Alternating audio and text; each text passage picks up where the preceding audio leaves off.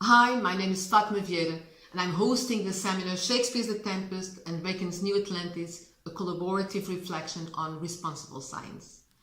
In 1971, Jacob Bronowski, who had become world famous because of his BBC television documentary series The Ascent of Man, published a controversial essay called The Disestablishment of Science. Bronowski's argument was very clear. Faced with the growing involvement of government in science and science in government, it thought that the integrity of science was in danger. Since contracts for research were under the direct control of governments, there was this silent pressure for conformity, as he called it.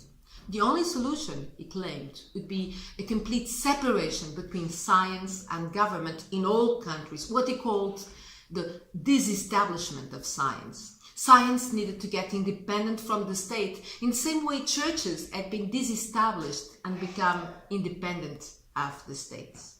What Bronowski was talking about back in the 1970s was what we nowadays call responsible science.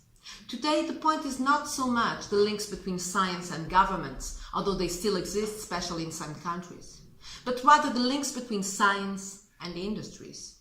Besides, research and innovation have increasingly more impact on our everyday lives.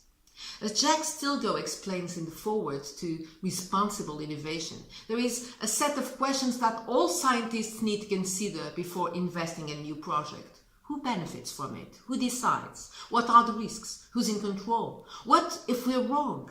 What are the alternatives? And who's responsible?